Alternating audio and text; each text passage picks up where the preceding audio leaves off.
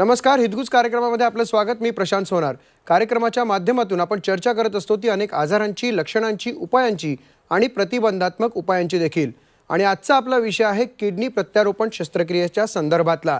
आणि या संदर्भात मार्गदर्शनासाठी आपल्या सोबत आहेत डॉक्टर अमोल कुमार पाटील. सर, कार्यक्रमामध्ये आपलं स्वागत. नमस्कार. डॉक्टर अमोल कुमार पाटील यांनी आपलं शिक्षण MBBS आणि MS जनरल सर्जरीमधनं केलेलं आहे. त्याचबरोबर DNB म्हणजे यूरोलॉजीमध्ये केलेलं आहे आणि ते प्रमाणित रोबोटिक सर्जन देखील आहेत. MNA MS आहेत. डॉक्टर अमोल कुमार पाटील हे अपोलो हॉस्पिटल्स नवी मुंबई येथे यूरोलॉजी, किडनी प्रत्यारोपण आणि रोबोटिक्स डिपार्टमेंटचे प्रमुख आहेत आणि वरिष्ठ सल्लागार देखील आहेत. यूरोलॉजी आणि मूत्रपिंड प्रत्यारोपणाच्या क्षेत्रात 15 वर्षापेक्षा जास्त अनुभव त्यांना आहे. त्याचसोबत हजाराहून अधिक मूत्रपिंड प्रत्यारोपण शस्त्रक्रिया आणि 100हून अधिक शवांच्या अवयवांच्या कापणीसाठी ते मूत्रपिंड प्रत्यारोपण टीमचा भाग देखील राहिलेले आहेत. त्यापैकी अनेक प्राथमिक सर्जन म्हणून देखील त्यांनी 600 मूत्रपिंड प्रत्यारोपण शस्त्रक्रिया देखील केलेल्या आहेत. पुरस्कार आणि प्रमाणपत्रांच्या बाबतीत सांगायचं झालं तर डॉक्टर अमोल कुमार पाटील यांनी B. ब्रॉन मेडिकल ट्रस्ट फाउंडेशन स्पर्धेत विजेतेपद पटकावलेलं आहे. तसेच ते AASICON परिषदेच्या महाराष्ट्राच्या देखील एक सदस्य म्हणून आहेत. त्याचबरोबर त्यांनी विविध सदस्यत्व देखील घेतले आहे, ज्यामध्ये American urological association, urological society of इंडियाचे आजीवन सदस्य आहेत, association of surgeon of India, त्याचबरोबर साऊथ झोन यूरोलॉजिकल सोसायटीचे ते सदस्य आहेत. तर आपण त्यांच्याकडनं जाणून घेऊया किडनीच्या संदर्भातल्या या शस्त्रक्रियेसंदर्भात. डॉक्टर, किडनी प्रत्यारोपण शस्त्रक्रिया म्हणजे नेमकं काय?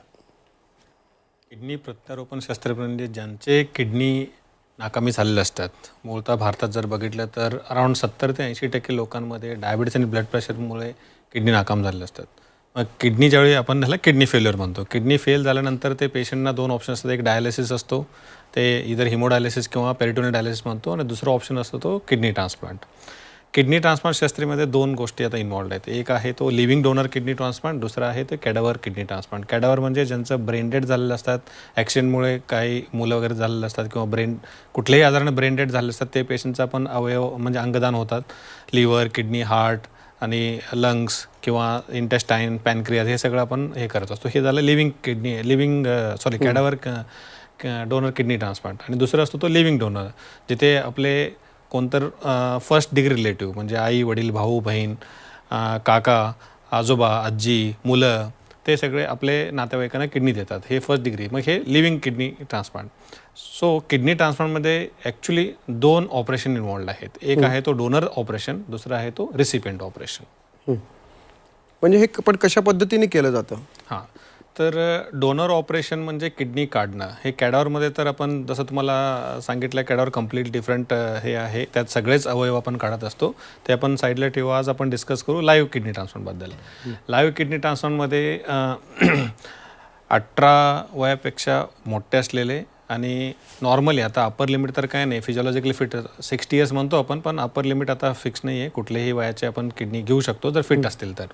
किडनी काढायचं ऑपरेशन आता 2 पद्धतीनं होतो. एक आहे ते ओपन पद्धतीनं, जे खूप मोठं इकडून इकडेपर्यंत कट असतो, ते पूर्वी व्हायचे. आता आपण लॅप्रोस्कोपी किंवा रोबोटिक पद्धतीनं करत असतो. लॅप्रोस्कोपी किंवा रोबोटिक पद्धतीनं ज्यावेळी करतो त्यावेळी फक्त पोटामध्ये 3 होल करतो आपण. 3 होल करून त्याच्यातून किडनीला जे नाडी आहे, नस आहे आणि लघवीचे पाईप आणि पूर्ण किडनी हे आपण डिसेक्ट करतो सगळीकडून, आणि त्या नाडीना, नसना आणि लघवीचे पाईप लॅबोरेटरला क्लिप करतो. आणि मग पूर्ण झाल्यानंतर किडनी बाहेर काढण्यासाठी जेवढं किडनी साईज आहे तेवढं छोटंसं इन्सिजन, ते ओपन ऑपरेशन केलं तर खूप मोठा इकडून ऑपरेशन लागायचं, पण लॅप्रोस्कोपी किंवा रोबोटिक केल्यामुळे छोट्याशा कटमधनं किडनी फक्त जेवढं बाहेर काढायला लागते तेवढ्या ह्याच्यातनं आपण बाहेर काढतो.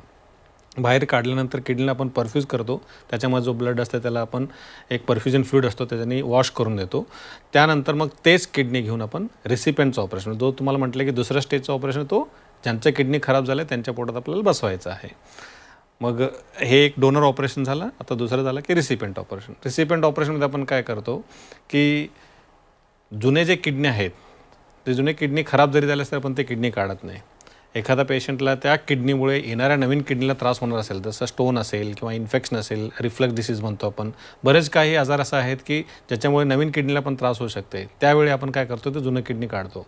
कधी कधी किडनीमध्ये गाठ असतो, किडनीमध्ये स्टोन असतो किंवा किडनी खूपच मोठी आहे, जागाच नाही बसवायला, जसं पॉलिसिस्टिक किडनी डिसीज म्हणतो, ते एक आजार असतो त्याच्यामुळे किडनी फेल झाले असतात. त्यावेळी आपण ते किडनी काढून मग जागा बनवतो आणि मग हे नवीन किडनी तिथं प्रत्यारोपण करतो.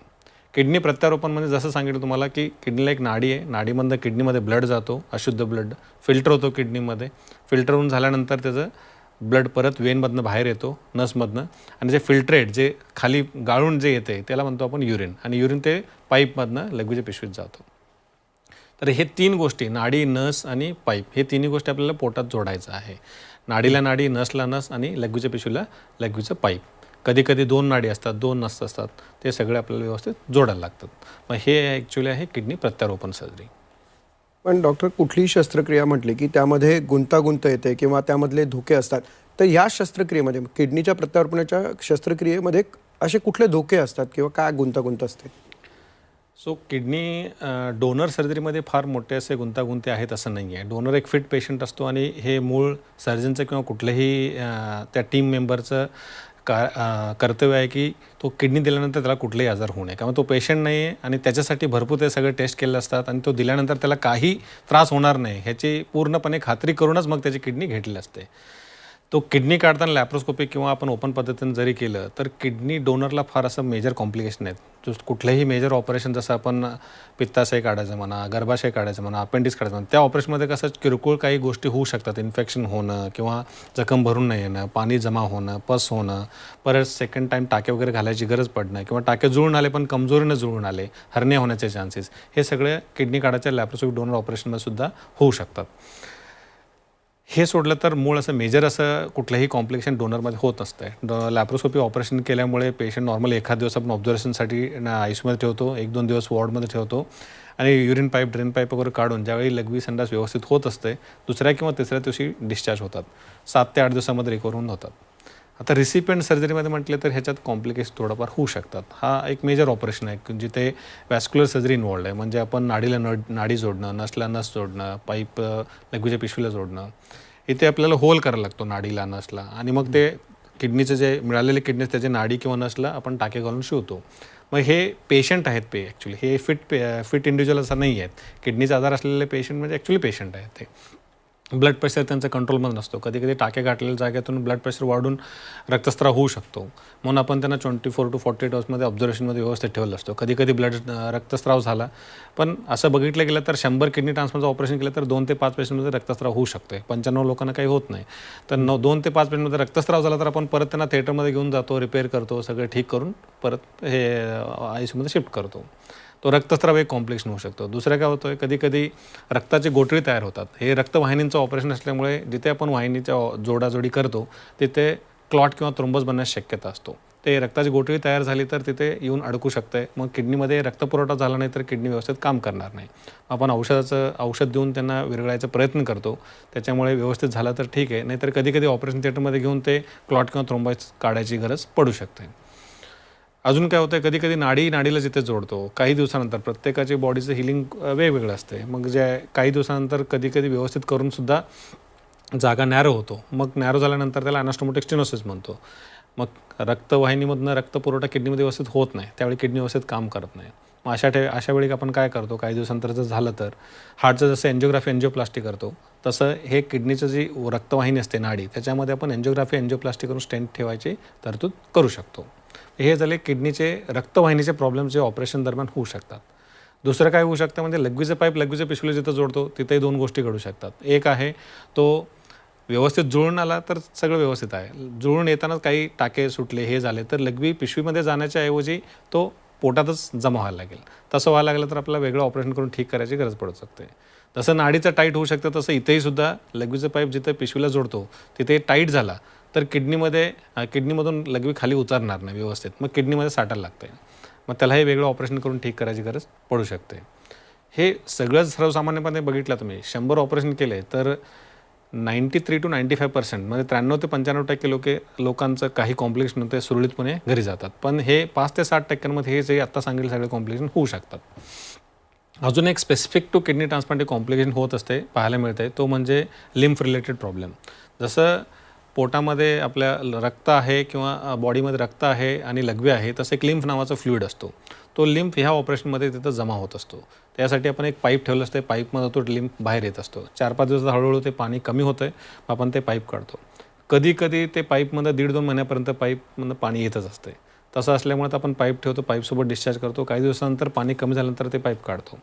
कधी कधी ते पाईपमधनं 4-5 दिवसात पाणी कमी होतं आहे, सगळं व्यवस्थित असते, पाईप काढतो, डिस्चार्ज करतो. पण 2-3 महिन्यानंतर सोनोग्राफी करून बघितलो तर त्यावेळी ते पाईप आतमध्ये पाणी जमा झालेलं असते. त्याला आपण लिम्फोसील म्हणतो. मग त्याला एक वेगळं ऑपरेशन करून ठीक करायची गरज पण पडू शकते. तर सर्वसाधारणपणे जसं सांगितलं की 93 to 95% कुठलेही कॉम्प्लिकेशन होतं आहे, हे सगळे 5 ते 7% मॅक्सिमम 10% प्रॉब्लेम्स होतात आणि प्रत्येकाला इलाज आहे आणि त्याला ठीक करू शकतो आपण. हे जे सर्जिकल प्रॉब्लेम्स म्हणजे बाकी मग इन्फेक्शन होणं, हे होणं, मेडिकल प्रॉब्लेम्स बऱ्यापैकी किडनी ट्रान्सप्लांटच्या याच्यामध्ये आहेत, पण प्रत्येकाला ट्रीटमेंट आहे. आणि डायलिसिस आणि ट्रान्सप्लांट हे बघितलं तर ट्रान्सप्लांट जरी खर्चिक असं दिसत असेल तरी वन टाईम इन्व्हेस्टमेंट आहे आणि ट्रान्सप्लांट सगळ्यात उत्तम उपाय आहे. नक्कीच. आणि तुम्ही बोलताना रक्ताचा आपला विषय निघाला, तर वेगवेगळ्या रक्तगट जेव्हा असतो तेव्हा ही शस्त्रक्रिया करता येते का? हो. पूर्वी कसं होतं की एवढं इम्युनॉलॉजिकल टेस्ट वगैरे नव्हते, म्हणून सेम रक्तगट असलेले पेशंटचे आपण ट्रान्सप्लांट करायचो. आत्ता सायन्स एवढं पुढे गेलेलं आहे, पण विसंगत जे रक्तगट म्हणतो आपण ते वेगवेगळ्याचा कुठलेही. आता पूर्वी कसं ओ पॉझिटिव्ह मीन्स ओ डोनरच सगळ्यांना बाकीच्यांना देऊ शकत होता किंवा ए बी सगळ्यांचं घेऊ शकत होता, पण असं नाही. आता एवाला बीला देऊ शकतोय, बीवाला ए बीला देऊ शकतोय, बीवाला एला देऊ शकतोय, बीवाला ओला देऊ शकतो. असं सगळीकडे आता आपण प्रत्येक ब्लड ग्रुपचं करतो. ह्याच्यामध्ये फक्त आपण काय करतो की आता सपोज तुमचा ब्लड ग्रुप ए आहे आणि मी रिसिपेंट आहे बीचा. आता माझ्या बॉडीमध्ये तुमच्या ए ब्लड ग्रुपचे अँटीबॉडीज आहेत का बघणं हे गरजेचं असतं. ते आपण टायटर करून बघतो. टायटर कमी असतील तर खूपच उत्तम आहे, म्हणजे भरपूर प्लाझ्मा एक्सचेंज म्हणून एक प्रक्रिया असते, ते करायची गरज नाही. टायटर जास्त असेल तरी प्लाझ्मा एक्सचेंज करून माझ्या अंगातले अँटीबॉडीज काढून तुमचं किडनी मी ॲक्सेप्ट करू शकतो. हे तरतूद आहे. आणि सक्सेस रेट जर बघितला तुम्ही, हे आपण म्हणतो ABO incompatible kidney transplants, success rate almost same आहे. 93 to 95% जो किडनी ट्रान्सप्लांट सक्सेस रेट आहे सेम टू सेम आहे. 1 वर्ष, 3 वर्ष, 5 वर्षानंतरचं जे आपण क्रिएटिनचं रेशो बघतो तेही रक्तगट सेम आणि रक्तगट वेगळं असेल तरी सेम आहे. नक्कीच. तुम्ही म्हणताय म्हणजे थोडक्यात विज्ञान आणि तंत्रज्ञान प्रगत झाल्यामुळे या सगळ्या गोष्टींवरती मात करता येऊ शकते. पण डॉक्टर म्हणजे आपण बऱ्याच वेळा ऐकतो की आता रोबोटिक शस्त्रक्रिया करणार आहे, तर ही रोबोटिक शस्त्रक्रिया म्हणजे काय आणि ती किडनीच्या संदर्भात कशा पद्धतीने केली जाते? ओके. सो किडनी ट्रान्सप्लांटसुद्धा आता रोबोटिक शस्त्रक्रिया मूळतः आली ते म्हणजे युरोलॉजी सर्जरीमध्येच आली. कार्डियक सर्जरीमध्ये सुरुवात केली होती, पण सगळ्यात जास्त त्याचा उपयोग युरोलॉजी सर्जरीमध्ये. जसं आपण प्रोस्टेट सर्जरी म्हणा, किडनी सर्जरी म्हणा, किडनीचे जे पार्शियल नेफ्रेक्टोमी म्हणजे ट्युमर छोटं असतं ते काढतो आपण रोबोटिक पद्धतीने काढलं. किंवा प्रोस्टेट, मूळतः हे प्रोस्टेट ग्रंथीचे कॅन्सर जे असतात ते खूप खड्ड्यामध्ये बसलेले ऑर्गन आहे, त्याला काढणं किंवा मूत्रनळिका परत लघवीला पिशवीला जोडणं, रक्तस्राव कमी करणं, हे सगळे गोष्टी जे रोबोटिकने व्हायला लागले ते खूपच एवढे ॲडव्हान्स होते की कॉम्प्लिकेशन रेट कमी व्हायला लागले.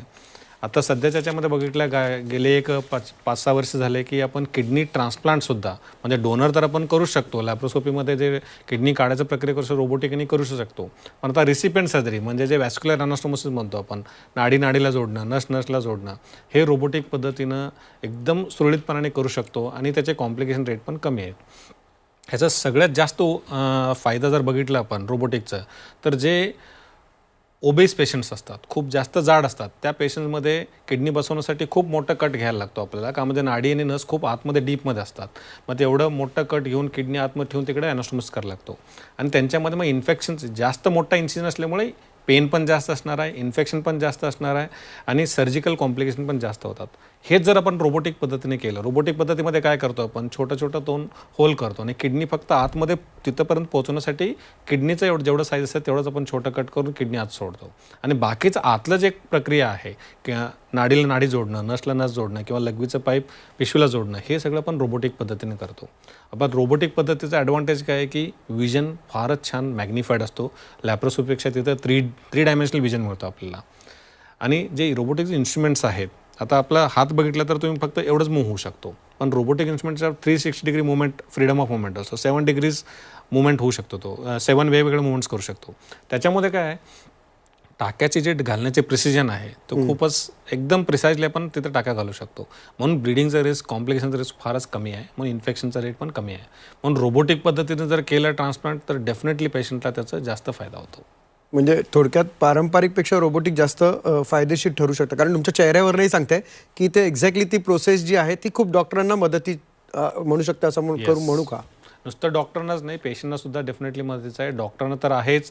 जे एखादा सिनियर डॉक्टर असेल, त्याचा हात कापत असेल तर ऑपरेशन करत असताना तो रोबोटिक कन्सोलमध्ये ज्यावेळी बसून करतो, हे ट्रिमरसुद्धा ते वेव ऑफ होऊन जातात की तो इन्स्ट्रुमेंट हलणारच नाही आहे.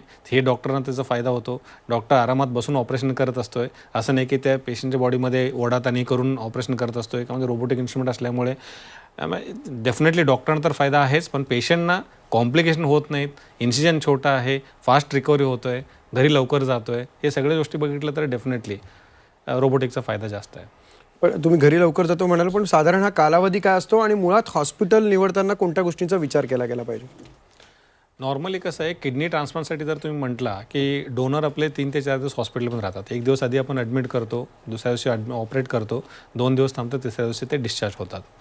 रिसिपेंट सर्जरीज आपण बघितलं तर रिसिपेंट्समध्ये आपण नॉर्मली 5 ते 6 दिवस त्यांना ठेवतो. का म्हणजे ह्याच्यामध्ये नुसतं सर्जिकल पार्ट नसतो, इम्युनॉलॉजिकल पार्ट पण असतो. त्यांचे काही औषधांचे डोसेस वगैरे ॲडजस्ट करायचे असतात, टॅक्रोलिमस, स्टेरॉइड आणि हे सगळे. का म्हणजे त्यांचं क्रिएटिन कमी जरी झाले तरी मध्ये मध्ये वाढू शकतं, कमी होऊ शकतं, ते बघण्यासाठी आपण त्यांना 6 ते 7 दिवस हॉस्पिटलमध्ये ठेवतो. नॉर्मली 4थ्या किंवा 5व्या दिवशी आपण युरिनचं पाईप असते, रिसिपेंट ते काढतो. 6व्या दिवशी ड्रेन पाईप काढून डिस्चार्ज करतो. म्हणजे सर्वसाधारण कालावधी पण ते बघितलं तर मी 6 ते 7 दिवस जो किडनी रिसिपेंट असतो तो असतो. मग सक्सेस रेशिओ काय असतो आणि मुळात ह्याच्यानंतरचं जीवन कसं असतं? हां, सक्सेस रेट आजच्या डेटमध्ये बघितलं तुम्ही 93 to 95% सक्सेस रेट आहे. असं म्हटल्यानंतर असं नाही की एकदा आपण किडनी ट्रान्सप्लांट केलं म्हणजे ते आयुष्यभर चालणार आहे. एखाद्या यंग पेशंटला आपण किडनी ट्रान्सप्लांट झालं तर सर्वसाधारणपणे एव्हरेज बघितलं तुम्ही लाईफ त्याचं 12 ते 15 वर्ष असतो. पण किडनी व्यवस्थित त्यांनी औषध पाणी व्यवस्थित सांभाळलं, कुठल्याही त्या किडनीवरती इजा होऊ दिलं नाही तर 30-35 वर्षसुद्धा तो किडनी चालू शकतो. लाईफ आफ्टर किडनी ट्रान्सप्लांट जर बघितलं तर डोनरला तर काही नाही, 3 महिन्यानंतर तो सगळ्या ॲक्टिव्हिटी करू शकतो. 6 महिन्यानंतर तो कळसुबेसारखं मोठा ट्रेक पण चढू शकतो, मॅरेथॉन रन करू शकतो. तर ह्याच्यात काय हेच नाही आहे. रिसिपेंट सर्जरीमध्ये त्यांना फक्त रोगप्रतिकारक शक्ती त्यांचं कमी केलेलं असते. आपण किडनी रिजेक्ट होऊ नये म्हणून काही मेडिसिन दिलेलं असते, म्हणून इन्फेक्शनचे चान्स जास्त असतात. म्हणून त्यांच्यासाठी आपण त्यांना काय सांगतो, पहिले 3 महिने ते 6 महिने गर्दीच्या जागेला जाऊ नये, मास्क घालवा. जसं कोविडमध्ये आपण जे स्ट्रिक्टली प्रोटोकॉल करत होतो तसंच स्ट्रिक्ट प्रोटोकॉल गर्दीच्या जागेला जाऊ नये. घरात कोणाला तर सर्दी खोकला असेल त्यांच्यापासून लांब बसावं. घरात कोणाला वॅक्सिन घेतलं असेल त्यांच्यापासून लांब बसावं. सर्व म्हणजे आणि शिळं काही खाऊ नये, स्वच्छता राखावी, गरम गरम गोष्टी खायला पाहिजे. इन्फेक्शनपासून फक्त सावध राहायला पाहिजे. अदरवाईज खुलं मैदान असेल तर ते आरामात फिरू शकतात, जाऊ शकतात, सगळे ॲक्टिव्हिटी करू शकतात. आणि 6 महिन्यानंतर ज्यावेळी हळूहळू आपण डोस कमी करतो इम्युनोसप्रेशनचा, त्यावेळी ते सगळंच ॲक्टिव्हिटी करू शकतात.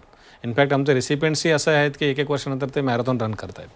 नक्कीच चांगली गोष्ट आहे. डॉक्टर, कार्यक्रमाची वेळ संपत आली आहे. प्रेक्षकांसाठी काय संदेश द्याल किडनी प्रत्यारोपणच्या संदर्भात? किडनी प्रत्यारोपण संदर्भात एक प्रेक्षकांना सांगू इच्छितो, किडनीची जी गरज आहे पूर्ण भारतात जर बघितलं तर 2 लाख ते 2.25 लाख किडनीची 1 वर्षाची गरज आहे. आणि आपण ट्रान्सप्लांट किती करतो जसं बघितलं तर फक्त 10 ते 15 हजार. त्यातनं फक्त 2 ते 3 हजार आपले कॅडावर ट्रान्सप्लांट असतात, बाकी सगळे लाईव्ह ट्रान्सप्लांट असतात.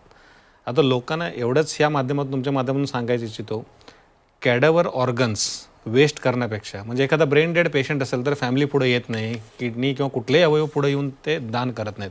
मी ह्या माध्यमातून एवढंच सांगू इच्छितो की तो गेल्यानंतर 7 ते 8 लोकांच्या मध्ये त्याचा अवयव थ्रू तो राहू शकतो, जिवंत राहू शकतो. हेच एक मेसेज देण्यास इच्छितो. आणि ह्या मेसेजतून एवढं सांगतो की हे केल्यानंतर हे जे आपण आता किडनी ट्रान्सप्लांट पण तुम्ही बघितलं लाईव्हमध्ये सुद्धा जास्तीत जास्त बायका पुढे येऊन किडनी डोनेट करतात. असं वाटतंय की नाही ते प्रेमापोटी देतात, पण कुठं तर काही हे आहे. म्हणजे वाईफ टू हजबंड रेशो बघितलं आणि हजबंड टू वाईफ रेशो बघितलं तर ते इनफॅक्ट 80-90 to 10-20 असं आहे. तर हे का, म्हणजे कॅडावर ऑर्गन जर जास्त झाले तर आपोआप हे लाईव्हची प्रक्रिया पूर्ण कमी होत जाईल. मग कॅडावरचा ऑर्गन जेवढं वाढतील, आणि कॅडावर ऑर्गन अल्टिमेटली तुम्ही बघितला की ब्रेन डेड आहे तो आपण प्रूव्ह करतो, असंच नाही करत की आपण त्याचं घेतो. 2 वेगवेगळ्या टीमकडून 6 तासाच्या अंतरावरनं ब्रेनस्टेम डिक्लेअर करून मग आपण ते किडनी घेत असतो. मग हे असून सुद्धा लोक पुढे येत नाहीत आणि ऑर्गन डोनेट करायला मागे जातात. हे होऊ नये एवढंच आपण ह्या माध्यमातून सांगू इच्छितो की कॅडावर डोनेशनचं प्रमाण वाढायला पाहिजे. म्हणजे नक्कीच एक प्रकारची मेडिकल साक्षरता तुम्ही इकडे सांगितलीत. म्हणजे तुम्ही असाल किंवा अपोलो हॉस्पिटल असेल या माध्यमातनं आणि झी 24 तासच्या अर्थातच की हा एक खूप जनजागृतीचा पार्ट पण महत्त्वाचा आहे, कारण इतकी गरज आहे आणि डिमांड खूप आहे पण सप्लाय कमी आहे, त्यामुळे तो देखील एक व्हावा पूर्णपणे अशी आपण आशा व्यक्त करूया. डॉक्टर तुम्ही हितगुजमध्ये आलात त्याबद्दल आपले धन्यवाद. थँक्यू. हितगुजमध्ये आता वेळ झाली आता इथेच थांबण्याची. पाहत राहा झी 24 तास.